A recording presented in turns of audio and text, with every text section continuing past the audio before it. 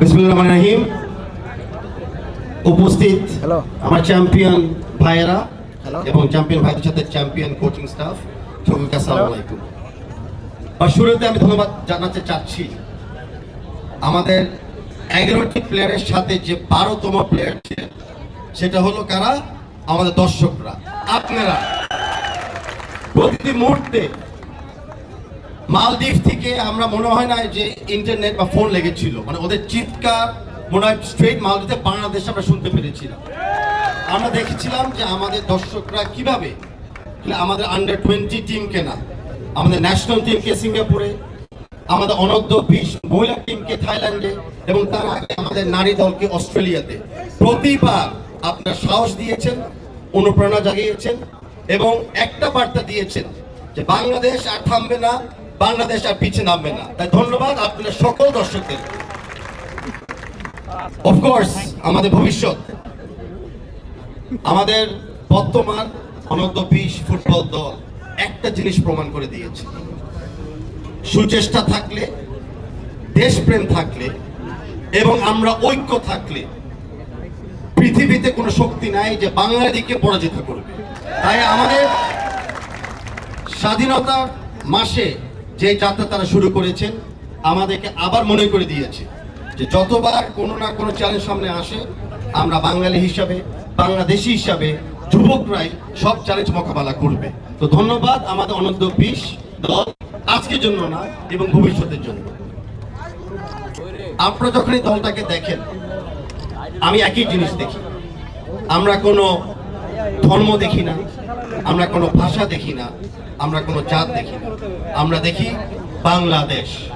একটাই শব্দ, একটাই ঐক্য। আর এই বাংলাদেশের দল আমাদেরকে বারে বারে মনে করায় দেয় যে একটা পৃথিবীর একটা জাতিকে ঐক্য রাখার জন্য পৃথিবীতে অনেক মানুষকে বাংলাদেশের নাম সুনাম আবার ফিরিয়ে মনে করে দেওয়ার জন্য শুধু 90 মিনিট লাগে। এই 90 মিনিটের সময় আপনারা সবাই জানেন যে আমরা সব আমাদের দুঃখ, কষ্ট, বেদনা, বিভক্ত ভুলে গিয়ে একটা দলের পিছিয়ে আমরা দাঁড়িয়েছিলাম, একটা দলের জন্য আমরা চিৎকার দিয়েছিলাম, একটা দলের জন্যই আমরা পৃথিবীর সামনে বুক ফুলে বলতে পেরেছি উই আর দ্য এক্স্যাক্টলি। এই সুযোগ বারে বারে আসে না, বাট এই সুযোগ এর পরের বার যখনই বাংলাদেশের সামনে থাকবে, এই সুযোগ আমরা অবশ্যই কেড়িয়ে নেব।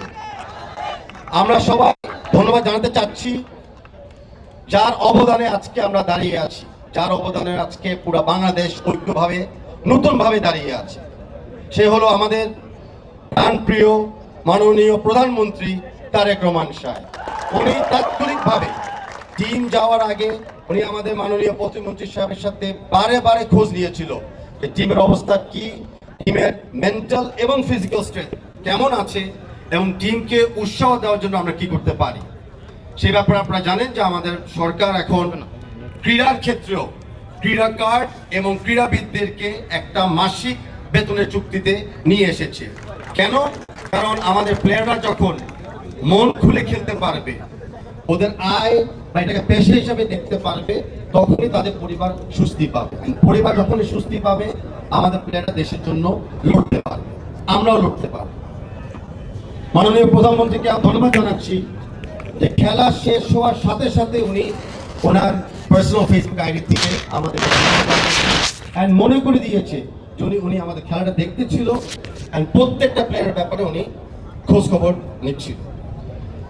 বাংলাদেশ ফুটবল ফেডারেশনের পক্ষ থেকে আমি আপনাদের ধন্যবাদ জানাই, অভিনন্দন জানাই আমাদের প্লেয়ারদেরকে। আর আমিও আপনাদেরকে মনে করতে চাচ্ছি যে এই যাত্রা শেষ নয়। যে চ্যাম্পিয়ন ট্রফিটা আমরা গতকালকে অর্জন করেছি, সেই চ্যাম্পিয়ন ট্রফি খালি একটা দিনের একটা খেলার জিত হিসাবে আমরা দেখছি না। আমরা গতকাল দেখছি আমাদের যাত্রার একটা শুরু। আমাদের যেই যাত্রাতে আজকে যেটা মার্কবক্স বলেছে, হয়তো এখন থেকে শুরু করলাম, আশা করি 2036 সালে যায় যাত্রাটা আমরা সফল করতে পারবো। আর তার আগে আমরা প্রস্তুতি নিচ্ছি অনূর্ধ্ব 20 AFC কাপের জন্য, সেটা অগস্ট 25 তারিখে শুরু হতে যাচ্ছে। আমরা আশা করি এই টিমটার পিছিয়ে আমরা জোরালো সাপোর্ট দিব, টিমটা রেডি থাকবে, ইনজুর্ড প্লেয়াররা রিকভার করবে, অ্যান্ড অনেক প্লেয়াররা আছে যারা হয়তো স্পোর্টের চান্স পায় নাই, তাদেরকেও সুযোগ দেওয়া হবে আবার পরে আসার জন্য। আমাদের মাননীয় এক্স্যাক্টলি আরেকটা ব্যক্তিগত কথা বলি যে আমাদেরকে সবচেয়ে বড় ইন্সপিরেশন আগেও দিয়েছিল, এখনো দিয়ে যাচ্ছে। এককালে হয়তো শুধু বাংলাদেশ জাতীয় দলের ক্যাপ্টেন ছিল, এখন পুরা বাংলাদেশের ক্রীড়া পরিবারদের ক্যাপ্টেন জনাব আমিনুল হক। ওনাকে দেখলেই বোঝা যায় লিডারশিপ কাকে বলে। ওনার যত ইন্সপিরেশন আমরা পেয়েছি, ওদেরটা অংশ কিন্তু আমরা টিমের সফলতাতে অর্জন করার জন্য আমরা চেষ্টা করেছি। নীতি আমিনুল হক সাহেবকে ধন্যবাদ জানাচ্ছি এভাবে আমার টিমের সাথে থাকার জন্য, আমাদের নেতৃত্ব দেওয়ার জন্য। আমি আশা করি স্যার, বড় ভাই, আপনি বারে বারে আমাদেরকে নেতৃত্ব দিবেন, কারণ এককালে আমিনুল হক ভাই এই চেয়ারে বসতো, এখন ওই চেয়ারে বসছে। তো আমি আশা করি এখন এই চেয়ারে যারা বসে আছেন, কেউ না কেউ একবার ভবিষ্যতে ওই চেয়ারেও যায় বসবেন, ওনাকে ফলো করতে চাই। আবার to my fans, thank you very much. To the fans, thank you very much. And to the fans, thank you very much.